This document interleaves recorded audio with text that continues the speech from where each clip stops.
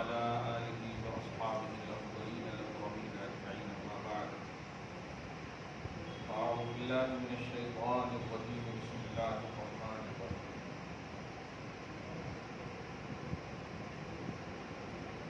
الآن خفف الله عنكم وعلم أن فيكم ضعفا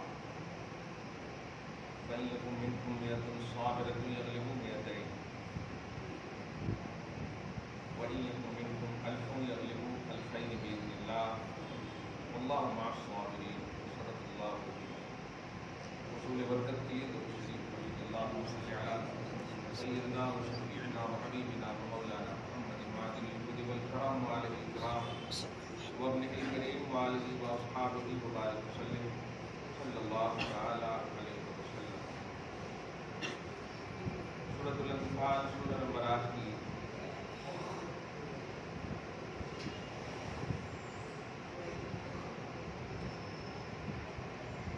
آیت نمبر 66 کا درس ہونے والا ہے.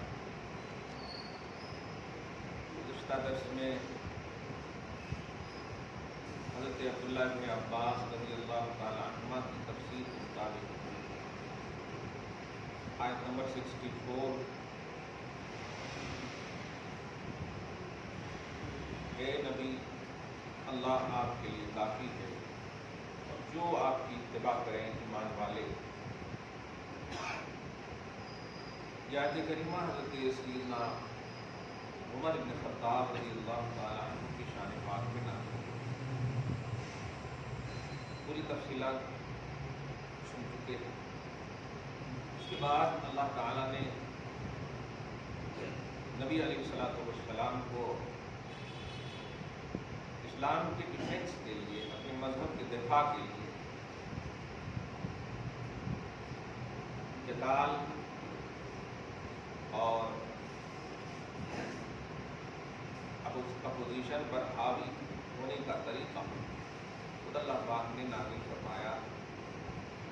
ساتھ ہی ساتھ چونکہ تعداد کی کمی ہونے کی وجہ سے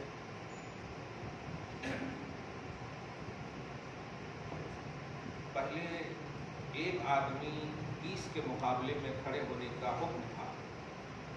ایک مومن کو 20 اپوزیشن کے مقابلے میں کھڑے ہونے کا حکم تھا قائد ربانی کے ساتھ.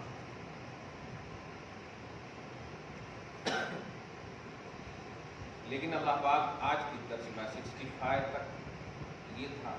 اسی لیے کہا گیا تھا کہ اگر تم میں 10 ایمان والے صبر کرنے والے ہوں تو 200 پر وہ غالب آئیں. آج اللہ پاک فرما رہا ہے الآن خفف اللہ عنکم، اللہ پاک نے تم سے تخفیف فرمایا. اب ایک 10 کے مقابلے میں نہیں بلکہ ایک 2 کے مقابلے، اب دوگنا کے حوالے سے فرمانا.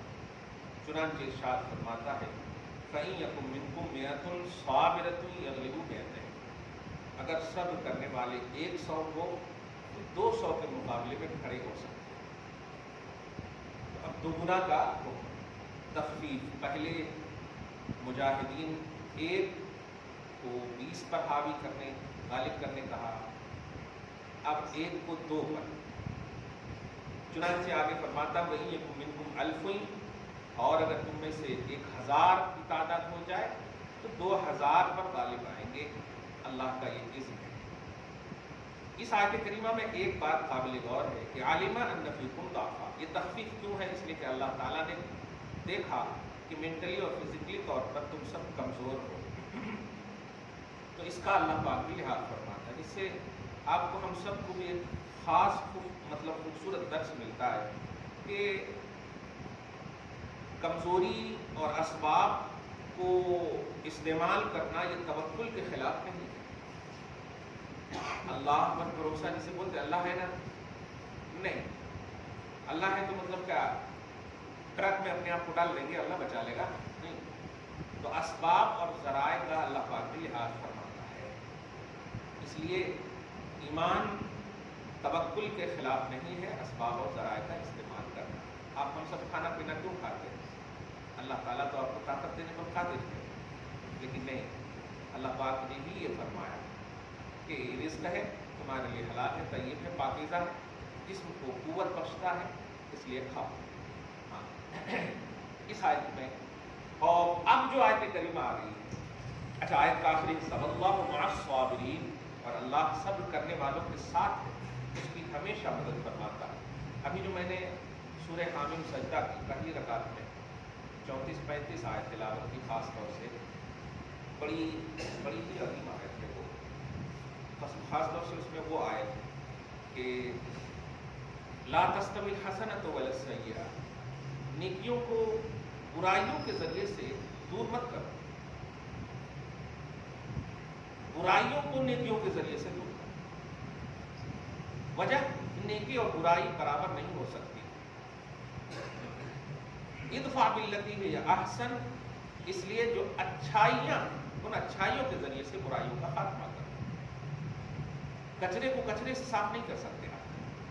میں کبھی بھی اپنے بچے جب جھاڑو دیتے ہیں نا، پہلے کہتا ہوں جھاڑو کو صاف کرو گے، جھاڑو سے صاف کرو. پہلے جھاڑو کو صاف کرو، اس میں کچھ گندا ہوتا تو نہیں ہے، تب جھاڑو سے صاف. دونوں اگر کچرا ہی ہوا تو پھر کچرا کہاں سے صاف ہو. قرآن پاک بھی ذہن دے رہا آپ کو کہ برائیوں کا خاتمہ نیکیوں سے کرو. ادفع باللتی ہی احسن، احسن سے برائیوں کا دفاع ختم کرو. وجہ دیکھیے فَإِذَا الَّذِي بَيْنَكَ وَبَيْنَهُ عَدَاوَةٌ. اس آیت کو اگر اپنے گھروں میں کبھی مطلب اپنے گھر کے مسائل کو حل کرنا چاہیں نا، یہ ساس بہو کا جھگڑا ہے، بڑے چھوٹے کا جھگڑا ہے، بیٹا یہ سب کا جھگڑا ہے، اس آیت کو ضرور آپ کبھی دھیان میں رکھیے گا کہ اگر دو کے درمیان عداوت اور دشمنی ہے اور آپ جان رہے ہو کہ سامنے والا غلط ہے، برا ہے، پھر بھی آپ اچھائی کے ذریعے سے اس کا خاتمہ کرنا چاہتے ہو، تو عداوت کتنی زمانے کی ہوگی، اللہ پاک دونوں کو اتنا محبوب بنا دے گا ایک دوسرے کا. ولی حمیم کا لفظ آیا ہے، فَإِذَا الَّذِي بَيْنَكَ وَبَيْنَهُ عَدَاوَةٌ كَأَنَّهُ وَلِيٌّ حَمِيمٌ. بڑی سے بڑی عداوت بھی ہوگی تمہارے اور ان کے درمیان، تو کیا ہو جاؤ گے؟ ولی حمیم ہو جاؤ گے، دوست بن جاؤ گے. ہمارے اندر یہی ہے کہ ہم برائیوں کا جواب برائیوں سے دیتے. سامنے والے نے اگر 1 کنٹل گالی دی تو ہم 2 کنٹل گالی دیتے. یہ اور آپ نتیجہ دیکھ رہے ہیں. اتنے پتلے ہمارے راستے پہ تو ہمارے اچاؤ راستہ ہے نا، اچاؤ کبھی کبھی دیکھتا رہتا ہوں میں بالکنی سے، ذرا سے اگر لگ گیا کسی کو، پتلا انسان تھا مطلب 10 دن پہلے، اب بیچارے اس کو سب مل کر کے مارے، وہ مار کھاتا رہا. کھاتے رہنے کے بعد پھر 10 منٹ یا 20 منٹ کے بعد اپنے پورے گنڈوں کو لے کر کے آیا اور چاقوؤں سے مار دیا. دونوں کی غلطی ہے. پہلے تو مارنا نہیں چاہیے، وہ پتلا سکڑا ہے، سب سوری کر دو نا ایک دوسرے کو، ختم ہو گیا. ٹریفک جمع کر رہے ہو، خواہ مخواہ ایک لفظ سوری سے ٹریفک بھی ختم، دونوں میں محبت بھی ہو جاتی. لیکن ایسی سوچ ہے، یہی سب چیز سے ہمارا معاشرہ بگاڑ کا شکار ہے. جو مائیں جو باپ محنت و مشقت سے آپ کو جوان کرتے ہیں، آپ باہر جا کر کے لڑ کر کے جوانی کو خراب کر دے رہے. ماں باپ کا کیا گزرتے ہیں، ایسا نہ کیجیے. اگر غلطی آپ سے سرزد ہو گئی تو سوری ایک دم کہہ دیجیے، اور نہیں بھی ہوئی ہے تو آپ دل بڑا کر کے ہٹائیے اور جائیے ان کو کہیے نکلو. دیکھو ایسا اگر دیر کرو گے مار کھا جاؤ گے بغیر. دل بڑا کرنے سے آپ بڑے ہو گے، آپ کی عزت بڑی ہوگی. واللہ مع الصابرین، اللہ صبر کرنے والوں کے ساتھ ہے. اچھا ہاں، یہ آیت کریمہ آیت نمبر جو 34 بتا رہا ہے، اس میں یہ جو آیت ہے کہ ایسے دل بڑا کب ہوگا آپ کا، اس میں یہ بھی آیت کا کانسیپٹ بتایا ہے کہ آپ اس طرح کب ہوں گے کہ برائیوں کا خاتمہ اچھائیوں سے کریں گے. یہ کب ہوں گے؟ قرآن کہتا ہے ما یلقاها الا الذین صبروا، کہ یہ شرف اسی کو مل سکتا ہے جو صبر پر فائز ہو، جس کے اندر صبر، احتباس نفس، خود کو کنٹرول کرنے کا عمل کا طاقت. اگر آپ صابر نہیں ہیں، صبر نہیں کر سکتے تکلیف و پریشانی میں، تو پھر آپ کو مطلب سولوشن آپ کو نہیں ملے گا. آپ بس پرابلم ہی کریٹ کریں گے، پرسنلی طور پر بھی اور معاشرتی طور پر. اور آگے فرماتا وما یلقاها الا ذو حظ عظیم، اور بڑے نصیب والے کی یہ بات ہے. خدا کی بارگاہ میں جب بڑا نصیب، ذو حظ، حظ مانے نصیب، عظیم مانے بڑا، عظو مانے والا، ذو حظ عظیم، بڑے نصیب والے کو یہ شرف ملتا ہے کہ دو کے درمیان عداوت ختم کرنے کے لیے خود کی نیکی پیش کرو اور اس کی برائی آٹومیٹک ختم ہو جائے. اللہ تعالیٰ ہم سب کو یہ شرف نصیب کرے. اب جو آیت آ رہی ہے آیت نمبر 67، یہ اتنی اعلیٰ آیت ہے کہ اس پر سیمینار ہوتے ہیں اس آیت کریمہ کے ذریعے سے. یہ جو ائمہ مجتہدین ہیں، امام اعظم، امام شافعی، امام مالک، امام احمد بن حنبل، فورتھ امام جس کو جو تقلید کرتے ہیں نا، اس تقلید کا جو کانسیپٹ معیار ہے یہ قرآن کی یہی آتی ہے. لوگ پیش اصل نہیں کرتے ہیں، اور وجہ کیا ہے؟ مناظرہ کا چیلنج اماموں سے کیا جاتا ہے، مناظرہ کا چیلنج خطیبوں سے کیا جاتا ہے. یہ نہیں ہونا. مناظرہ دارالفتہ والے کریں گے، سامنے میں بھی دارالفتہ والے ہوں، یہاں بھی دارالفتہ والے ہوں. تو مناظرہ کوئی غلط چیز نہیں ہے. 40 دن تک حضرت امام اعظم اور امام ابو یوسف سے مناظرے ہوتے. مناظرہ کہتے ہیں توجہ المتخاصمین بالنسبت، کہ ایک نسبت کو، یعنی ایک چیز ہے اس کو کسی نے، سامنے والے نے کچھ کہا اور اس نے کچھ کہا، فریقین نے کچھ کہا، اس کو ثابت کرنا ہے اپنے اپنے دلائل سے. اظہارا للصواب، درستگی کو ظاہر کرنا ہے. جن کے دلائل کبھی ہوں گے مان لیے جائیں گے، جن کے دلائل کبھی نہیں ہوں گے وہ مان لیں گے اپنے آپ کو کہ ہاں نہیں، آپ کے دلائل کبھی. یہ ہے مناظرہ. لیکن آج مناظرہ میں مجھاگڑا ہوتا ہے. ہاں جھگڑے کرتے ہیں، گالی گلوچ ہوتے ہیں، تو ایسا ہے، تو ویسا ہے. ارے قرآن اور حدیث کے نام پر مناظرہ کر رہے ہو اور شخصیات پر کیچڑ اچھال رہے ہو. آپ کے پاس صلاحیت ہے تو مناظرہ قرآن حدیث کو سامنے رکھ کر. ہمارے پاس یہ آیتیں ہیں، ہم کیوں فخر کرتے ہیں امام اعظم کی تقلید پر؟ الحمدللہ ہم نے مطالعے کیے ہیں کہ ابو حنیفہ نے کسی بھی مسئلے کو قرآن اور حدیث کے خلاف کہا ہی نہیں. لیکن اگر آپ کو نہیں معلوم ہو اور یوں ہی حنفی ہو جائے آپ، اگر کوئی پوچھ لے آپ سے کہ امام اعظم کے مسئلے کا بیس کون سی آیت کریمہ ہے یا حدیث پاک کون سی ہے، تو پھر آپ فتوے تو لگا دیں گے. ایسا نہیں. اگر مناظرہ کا کانسیپٹ وہ آپ کے درمیان، تو دھیان رکھیے گا قرآن حدیث کا علم ضروری ہے. نہیں تو بس کہیے کہ نہیں، ہم سے نہیں بھائی، ہم مانتے ہیں اس لیے کہ جس کو مانتے ہیں انہوں نے ضرور تحقیق کی ہے. یہ ہمارا پیش ہے. اب جو آیت کریمہ آ رہی ہے یہ بدر کے قیدیوں کے حوالے سے ہے. 70 افراد. اور کمال یہ ہے، میں پوری امت کو خاص طور سے جملہ کہنا چاہتا ہوں کہ آپ اپنے سے فکس مت کیجئے اہل بیت کی عظمت کو. خدا کی بارگاہ میں یا خدا کی بارگاہ سے جو مطلب فکس ہوا ہے، جو کنڈیشنز ملے ہیں عظمتوں کے، بس ان کو فالو کر لیجئے. یہاں بھی کامیاب، وہاں بھی کامیاب. حضرت عقیل کون ہے؟ ابو طالب کے بیٹے ہیں نا، عقیل ابن ابی طالب، تو علی کے بھائی ہوئے کہ نہیں؟ آل عقیل سنے نا، آل عقیل. آپ بتائیے، اپوزیشن میں اب تک سنتے تھے کہ حضور کے چچا حضرت عباس ہی صرف تھے، نہیں، حضرت عقیل بھی تھے اپوزیشن میں اور قیدیوں میں تھے. یہ سب تحقیقات اگر امت میں نہیں پیش کریں گے تو اندھی تخلیق ہوگی کہ نہیں ہوگی؟ آج بھی حضرت عباس کو رضی اللہ عنہ ہم بولتے ہیں اور حضرت عقیل کو بھی رضی اللہ عنہ بول رہے ہیں. لیکن ذرا قبلیت اور بعدیت کو دیکھیے. کسی بھی شخصیت پر اس کی شخصیت کی بنیاد پر فتوے نہیں لگتے، ان کے اعمال و کردار کی بنیاد پر فتوے لگتے. آج عقیل کا عنوان ابھی کیا بن رہا ہے اس آیت کریمہ کے ذریعے؟ قیدی بن کر لائے گئے. حضرت عباس کا بھی عنوان بن رہا قیدی بن کر لائے گئے. لیکن مشیت خدا کیا ہے؟ آپ ذرا اندازہ لگائیے کہ جب آپ 70 افراد پورے قیدی بنے ہوئے، حضور پاک صلی اللہ علیہ وسلم رحمۃ اللہ علیہ ہونے کے باوجود بہت ہی ایک دم اس میں ہے، صحابہ کرام کو بلایا گیا، خصوصاً حضرت ابوبکر صدیق اور حضرت عمر بن خطاب، سب کو بلایا. حضرت علی کا کیا مشورہ ہے؟ ابوبکر بتاؤ. حضرت ابوبکر صدیق نے اتنا خوبصورت مشورہ دیا اور دلیل اور ریزن دیکھیے کہ آپ خوش ہو جائیں. یا رسول اللہ ایسا کریں، ایسے ہی ہم تعداد میں کم ہیں، ان سے فدیہ لے لیتے ہیں اور ان کو چھوڑ دیتے ہیں. 20 اوقیہ فدیہ تھا.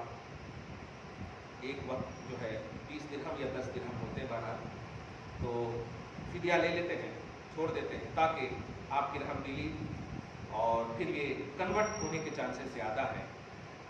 ایک دم بڑا خوبصورت عنوان دیا. حضرت نبی علیہ الصلوۃ والسلام نے آپ کی رائے کو بہت پسند فرمایا، مسکرا دیے لیکن عمر بن خطاب نے اس سے پہلے کہ رائے مانگنا ہو فوراً پیش کر دیا، نہیں یا رسول اللہ، پہلا راؤنڈ ہے، پہلے راؤنڈ میں اگر آپ نے موقع دے دیا تو اسی کو بیس بنا کر سیکنڈ راؤنڈ میں بھی موقع پہ لینے کی کوشش کریں، اس لیے ایسا کریں ان کو قتل کر دیا جائے، اور قتل وہ کرے جو ان کا رشتہ دار ہو۔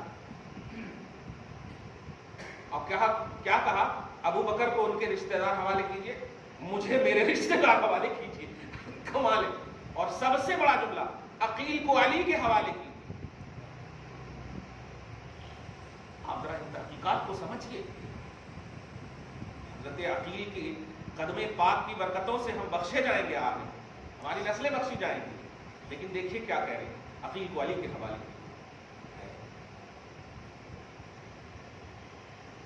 حضرت نبی اعظم صلی اللہ علیہ وسلم نے کہا نہیں، میری بھی رائے یہ ہے، ابو بکر کے رمضان تھی تو ہمارے اور ابو بکر کے درمیان بن گئی، تم اکیلے ہونا اس میں، ہاں پسند نہیں فرمایا نبی صلی اللہ علیہ وسلم، اپنی رائے کو حضرت ابو بکر صدیق کی رائے کو ترجیح دی اور فدیہ دی۔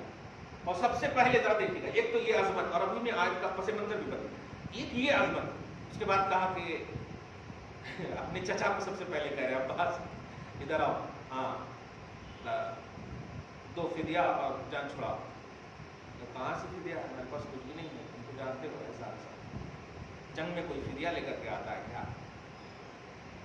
اچھا جانتے ہیں یہ حضرت عباس وہ ہیں جو اپوزیشن کو پیسے دیتے تھے کھانے پلانے، کھانے وغیرہ چیز کھانے کے لیے پیسے دیتے تھے، یعنی یوں کہیے کہ تقویت فراہم کرتے تھے، یہی تو مطلب ہوا ہاں دیکھیے اب آپ بتائیں، حضور پاک صلی اللہ علیہ وسلم نے جیسے یہ جملہ کہا، یہ اتنی بڑی لمبی حدیث ہے مگر ایک جملہ کہہ رہا ہوں میں کہ اللہ کی مشیت اور محبوب کی کہاں کہاں اداؤں کو اور عظمتوں کو ابھارنا اللہ تعالیٰ چاہتا ہے، ذرا دیکھیں سبحان اللہ۔ جیسے ہی حضرت عباس نے بہانہ کیا، جھوٹ تو نہیں بولیں گے، بہانہ کیا کہ جنگ میں کوئی پیسہ لے کر کے آتا ہے کیا، تو فرمایا کہ لایا تو تھا، وہ سب کھلا دیا، اس طرح سے لایا تو تھا سب کھلا دیا، تو فرمایا کہ وہ مال کہاں، فَأَيْنَ الْمَاءُ الَّذِي، وہ مال کہاں ہے جو مال تو نے میری چچی ام الفضل کو دی ہے، یہ کہتے ہوئے کہ اگر میں مر گیا، اگر مجھے مار دیا گیا، کیا ہے کہ تو یہ جو ہے بس آئیں گے تو پھر کھائیں گے دونوں مل کر کے وغیرہ وغیرہ۔ یہ جملہ اتنا سی کہنا تھا، اب کیا حضرت مطلب عباس کو کوئی مسئلے کا کوئی ٹینشن ہی نہیں، اب تو سب سے بڑا مسئلہ وہ خود بن رہے ہیں اور کہہ رہے ہیں اشہد ان لا الہ الا اللہ و اشہد ان محمد عبدہ، اے محمد یقیناً تم سچے، کیونکہ اس کا علم تو اگر کہوں تو مطلب آزو بازو والے کو بھی نہیں، میرے اور میرے بیوی کے درمیان ہی یہ معاملہ تھا بس۔ واقعی جو نبی ہوگا وہی اپنی امت کی ہر خبر کو خبر رکھے گا۔ اب یہ منظر کو دیکھیں، حالانکہ کون سا منظر ہے، بدر کے قیدیوں کے حوالے سے رائوں کا منظر ہے، لیکن شان محمدی دیکھیے یہاں پر بھی اللہ ہوا رہا۔ یہ چیز کو ذرا سمجھیے، کوئی ایسا مطلب آپ کی کوئی ایسی محفل نہ ہو جہاں پر حضور کی شان کا عنوان نہ آئے، وہ محفل انکمپلیٹ ہے۔ جنگ کے عنوان میں جب اللہ پاک نہیں چاہتا کہ یہاں پر بھی نبی کی پازیٹیوٹی امت کو نہ بتایا جائے، دیکھا حضرت عباس نے اسی بنیاد پر قبول فرمایا، چچا ہے۔ اب یہ ساری باتیں تو ہو گئی، لیکن دھیان رکھیے گا اور بڑے ایمانی اور توحیدی نقطے نظر سے سنیے گا، اور اپنے سینس اور تھنکنگ سے نہیں سنیے گا تب، ورنہ یاد رکھیے گا، آپ کو معلوم ہے اچھے سے کہ نور جہاں کون ہے انڈیا کی، شیعہ مکتب فکر سے تعلق رکھتی ہے نا، ایرانی تھی، اس نے ایک خط لکھا تھا، ذرا دیکھیے گا، اسی سے ریلیٹڈ بات ہے، اپنے بڑوں کو کہ سب سے بڑے عالم شیعہ کو بھیجیے تاکہ ہم ہندوستان میں شیعت کو پھیلانے کے لیے یہاں کے بڑے بڑوں سے مناظرہ کر کے جتوا سکیں اور خود شیعت پھیلے وغیرہ۔ تو سب سے بڑا عالم اس وقت آیا، پر تقسیم نہیں ہوا تھا اپنا ملک، تو لاہور کے جو بڑے بڑے صوفیہ حضرات تھے، جو اولیاء اللہ جس کو آپ بولیں، بزرگان دین جس کو بولیں، تزکیہ نفس پر ایک دم مطلب یہ کہ تاریخی اور تحقیقی بات ہے، وہ آئے انہوں نے کہا تھا کہ ادھر سے آپ جیتتے ہوئے آنا، پھر تو یہاں کے مولویوں سے آسانی سے جیت لیں گے، جب صوفیوں سے جیت لیں گے تو مولویوں سے جتنا آسان ہے، ایسا حال ہے۔ تو آئے تو ایک اللہ کے ولی داتا گنج بخش لاہوری رحمۃ اللہ علیہ سے ریلیٹڈ کوئی صوفی عالم تھے، اسی کے پاس گیا، کہا کہ ہم اہل بیت کی شان بیان کرنے کے لیے مشہور ہیں، ہم ہیں اپنا پریچے دیا وغیرہ وغیرہ، ہم آپ سے مناظرہ چاہتے ہیں، ہمارا مذہب شیعہ جو ہے حق ہے، ایسا۔ تو صوفی اللہ والے جو ہوتے ہیں کم بولتے ہیں، کہا کیا بیان کرنا چاہتے ہو، بیان کرو۔ کہا امام علی مقام کی شان یہ ہے کہ اگر ان کے آزو بازو کے 100-200 لوگ بھی، مطلب آپ غور کریں، ان کے روضے کی شان یہ ہے، ان کی شان یہ ہے کہ ان سے جو منسوب ہو جائے، حدیث کے بھی الفاظ ہیں، تو وہ بخش دیا جاتا ہے، ان کی بخشش ہو جاتی ہے۔ کہا سبحان اللہ، بالکل صحیح۔ اور اب آپ دیکھیں سورہ بقرہ کی پارہ نمبر 2 کی لاسٹ میں فرسٹ آیت کریمہ میں یہی حضرت عبداللہ ابن عمر کے حوالے سے، تفسیر خازن کے حوالے سے، کہ ایک عام نیک انسان کے صدقے میں 100 گھر ادھر 100 گھر ادھر، آگے پیچھے اللہ تعالیٰ بلا کو دور فرما دیتا۔ لولا دفع اللہ الناس بعضهم ببعض لفسدت الارض، اللہ اگر ولی کے صدقے میں دفع نہ کرے بلاؤں کو تو زمین میں فساد روز ہو، تو ہے بالکل۔ اور اللہ کے ولی کیا، وہ ولیوں کی اصل ہے امام علی مقام، سبحان اللہ، بہت اچھی بات۔ تو کہا پھر ہمارا مذہب مان لیجیے، ہے یہ کیسی بات؟ آپ نے جو جملہ کہا ہے ذرا سمجھیے۔ کہا یہ بتاؤ کہ امام علی مقام کو یہ شرف کہاں سے ملا؟ اس میں تو ایک دم آنکھ بند کر کے بولیں گے محمد عربی صلی اللہ علیہ وسلم سے، صحیح ہے، ہاں، نواسا کا لفظ ہی مطلب ہے نانا ہے رسول، تو جو بھی عظمت ملی رسول سے، ہاں سوچو جب امام علی مقام کا یہ مقام ہے، نبی کا کتنا بڑا مقام ہوگا؟ بالکل بہت بڑا مقام ہے۔ تو نبی کے روضے میں جو دونوں آرام فرما رہے ہیں وہ 100 دور نہیں ہے، وہ بازو میں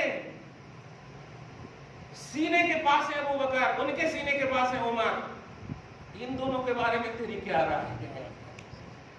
یہ 100 گھر دور کی بات نہیں ہے، کیونکہ اصل مسئلہ تو ابو بکر و عمر ہی پر آتا ہے نا شیعیت کا۔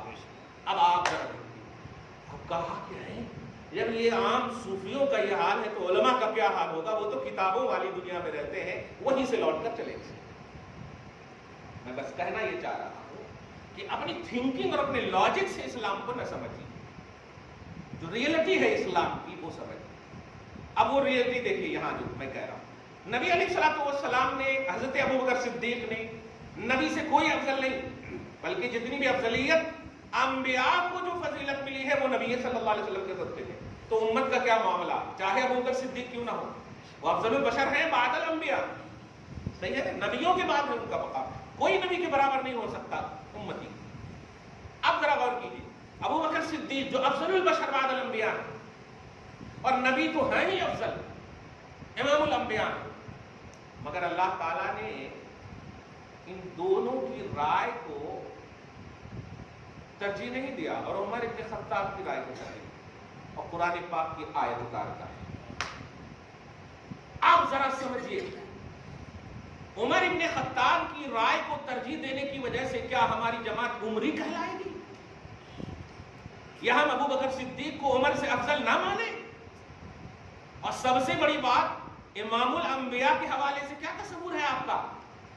کیا ہماری تھنکنگ یہ کہے گی کہ عمر ابن خطاب کی رائے نبی سے اعلیٰ ہے، ابو بکر سے اعلیٰ ہے؟ نہیں، ایک جملہ کہنا پڑے گا، واہ عمر، نبی کا اتنا صدقہ، اتنا اعلیٰ صدقہ تمہیں ملا کہ اللہ پاک نے نور نبوت کا فیضان اور صدیق اکبر کی صداقت کا فیضان اتنا ملا کہ تیری رائے کو اللہ نے ترجیح دے دیا، یہ کہنا پڑے گا، صحیح ہے؟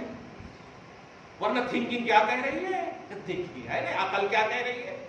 تو اللہ فرماتا ما کان لنبی ان یکون لہ اسرا، کسی نبی یا نبی کو یہ زیب نہیں ہے، یہ شان نہیں ہے، شان نہیں ہے کہ قیدی بنائے ان کو، حتی یسخن فی الارض، جب تک کہ اتنا خون ان کا بہا دیا جائے کہ وہ زمین پر پرپٹ ہو جائے. جن مراد یہ ہے کہ قتل کا جو کانسیپٹ دیا تھا, مار دیجیے یا رسول اللہ, کیونکہ اگر نہیں ماریں گے تو سمجھ جائیے آج دودھ پلا رہے ہیں, کل سوچ لیجیے. تو رائے جو ہے عمر ابن خطاب کی توحیدی رائے بنی, اور اسی لیے منبر پر ہوتا ہے الموافق رأیہ للوحی والثواب, کہ عمر ابن خطاب وہ ہیں جن کی رائے وحی کے مطابق ہوتی ہے, وحی الہی کے مطابق ہوتی ہے. یہ ہے ان کا لقب بھی ہے موافق رأیہ للوحی والثواب عمر ابن خطاب. تو آپ دیکھیں میرے حبیب نبی کو یہ نہیں ہے, یعنی آپ کی رائے یا ابو بکر کی رائے مجھے منظور نہیں ہے, مجھے منظور ہے عمر کی رائے. آگے دیکھیں, تريدون عرض الدنیا, تم دنیا کی مال و دولت یا چیز کو پسند کرتے ہو, اللہ آخرت کو پسند کرتا ہے. اللہ عزیز حکیم, اور اللہ غالب ہے, حکمت والا ہے. اب جو مال لے لیا تھا اور آزاد کر دیا تھا, اب سوال یہ ہے, اب یہیں پر دیکھیں گا آپ کو جواب بھی ملے گا, پھر کیسا, اب دونوں کی رائے نہیں ہے تو کیسا. اب عمر ابن خطاب کا پوزیشن جو لیبل ہے یہاں پر اب آپ کو آٹومیٹک سمجھ میں آئے. اگر غلط ہوتی رائے, چاہے نبی کی ہو معاذ اللہ یا حضرت سیدنا ابو بکر صدیق کی, ٹھیک ہے, تو پھر جو لیا تھا غلط تو غلط ہی ہوتا ہے, لیکن اب سنیے کہتا ہے اللہ پاک میرے حبیب یہ اجتہاد نبوت ہے.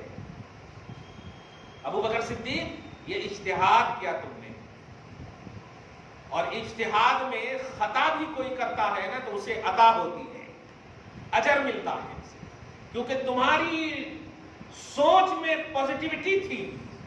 تم نے کیا سوچا, نہ ماریے, ہو سکتا ایمان لے. تو یہ سوچ اتنی پازیٹیو ہے, کوئی نفسانی سوچ تو ہے نہیں. تو اللہ فرماتا ہے اس اجتہاد کی وجہ سے, اجتہاد سمجھ رہے, کوشش کرنا, اپنی تھنکنگ کو قرآن اور حدیث کے سامنے کو رکھتے ہوئے اپنا لاجک لانا, قرآن حدیث کو بیس رکھتے ہوئے, سمجھ رہے, قرآن حدیث کو فارما رکھتے ہوئے انالائز کرنا, ہاں تجزیہ کرنا, اور جو غیر منصوص احکام ہے یعنی جس کا حکم صراحتاً موجود نہیں ہے, اس حکم میں کوئی علت, کوئی سبب تلاشنا کہ ہاں یہ اگر حکم دیا جائے تو اس آیت کریمہ کے مطابق ہے, یا اس آیت کریمہ کے مطابق ہے, یا اس کے مطابق ہے, ایسا. تو تمہیں بدریوں کے حوالے سے کچھ نہیں بتایا گیا, اس لیے تم نے رائے پیش کی. حضور رحمت للعالمین ہے, دیکھیے گا اللہ ارحم الراحمین ہے, اللہ چاہے تو ایمان کی دولت دے سکتا ہے. یہی سوچا, دیکھیں سب قرآن سے ریلیٹڈ ہے. یہ اجتہادات تم نے کیا, مگر یہ اجتہادات عمر ابن خطاب نے جو سوچا وہ اس کے خلاف ہے, کیونکہ عمر ابن خطاب کی رائے کیا تھی کہ اگر آپ نے چھوڑ دیا تو اسی کو بیس بنائیں گے پھر سیکنڈ میں کہ پہلے کیوں چھوڑا, اور اسی طرح سے یہ امتداد بڑھتا جائے گا. اس لیے اللہ پاک نے عمر ابن خطاب کی رائے کے مطابق نازل تو کیا, لیکن آپ کے اجتہاد پر اخذ نہیں, اجر دے گا اللہ تعالیٰ. اخذ بولے تو پکڑنا, اور پکڑنے کا مطلب جو کیا ہے وہ ریجیکٹ, یعنی فدیہ دیا ہے نا, فدیہ دے کر کے جو چھڑایا ہے, اب وہ فدیے کے جو مال ہے جس کو مال غنیمت کہتے ہیں, اب وہ مال غنیمت کا کیا حکم ہوگا. اگر غلط ہے تو پھر تو ریجیکٹ کر دینا چاہیے نا, ضائع کر دینا چاہیے, لیکن نہیں. اللہ فرماتا ہے لولا کتاب من اللہ سبق لمسکم فیما اخذتم عذاب عظیم. اگر اللہ تعالیٰ پہلے ہی سے لکھ نہیں دیا ہوتا, وہ کیا لکھ دیا ہوتا کہ اجتہاد کرنے والے جب اجتہاد کریں گے تو وہ خطا پر بھی ہوں گے اور درستگی پر بھی ہوں گے. خطا پر ہوں گے تو 1 ثواب دوں گا, اور درستگی پر ہوں گے تو 2 ثواب دوں گا. خطا پر 1 ثواب کیوں, اس لیے کہ ان کی نیت میں درستگی تک پہنچنا تھا, اس لیے نیت کی بنیاد پر ثواب, لیکن 1 اس لیے کہ وہ پہنچ نہ سکے, اور یہاں پہنچ بھی گئے اور نیت بھی.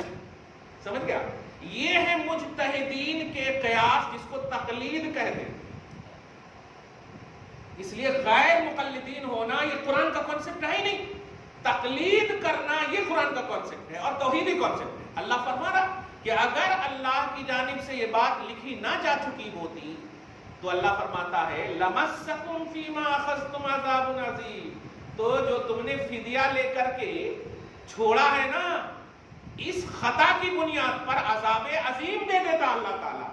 لیکن نہیں, اجتہاد پر خطا اور ثواب کے درمیان اللہ پاک نے ثواب ہی رکھا ہے، خطا پر 1 رکھا ہے اور درستگی پر 2 رکھا ہے، اس لیے عذاب عظیم نہیں۔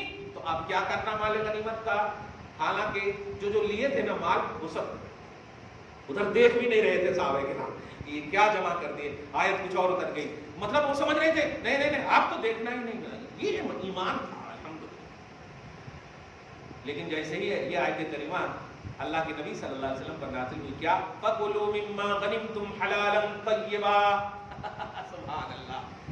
سنو، یہ اجتہادی خطا تھی نا، تو اجتہادی خطا پر ثواب ہے، لہذا جو لیے ہو وہ اب بھی حلال اور طیب ہے، سب جو تمہارا حصہ ہوتا ہے بانٹ لو اور جاؤ کھاؤ پاکیزہ ہے۔ دیکھا؟ تو آج بڑی ذمہ داری سے جملہ کہہ رہا ہوں کہ امام اعظم ہو، امام شافعی ہو، امام مالک ہو، امام احمد بن حنبل ہو، جن کی بھی تقلید امت کر رہے ہیں، ہم الحمدللہ نہیں کر رہے، اگر بفرض محال، یہ جملے میں غور کیجیے، بفرض محال یہ حضرات اگر خطا پر بھی ہیں، دھیان دیجیے گا، تب بھی ہم مقلدوں پر اثر نہیں ہے، کیونکہ جب ان کو اللہ عطا کر رہا ہے تو ہم تقلید کریں گے تو خطا کہاں سے ہو؟ وہ خطا اجتہادی ہے۔ خطا کی 2 قسمیں، ایک ہے اجتہادی خطا اور ایک ہے معصیت والی، یعنی نافرمانی والی، جس میں خطائے معصیت اور خطائے اجتہادی۔ خطائے اجتہادی کو ثواب دیا جاتا ہے اور خطائے معصیت میں عذاب ہوتا ہے، اور اجتہاد کا تعلق خطائے معصیت سے نہیں ہے۔ یہ چیز دھیان میں ہمیشہ رکھی، یہ علمی شہپارے ہیں، تب جا کر توحید اسٹرانگ ہوتا ہے اور عقیدہ حاوی ہوتا ہے عقیدت پر، ورنہ عقیدت حاوی ہو گئی تو پھر عقیدہ متزلزل ہو جاتا ہے۔ دعا ہے اللہ تعالیٰ آج کی اس خصوصی گفتگو کو حبیب پاک صاحب الاولاد کے وسیلے سے قبول فرمائے، ایشان کریمی کے مطابق اجر عطا فرمائے، گھر بار میں اولاد میں برکتیں عطا فرمائے، نسلوں کی بخشش فرمائے، نسلوں کی حفاظت فرمائے۔ وصلی اللہ تعالی علی خیر خلقہ محمد وآلہ وصحبہ اجمعین برحمتہ۔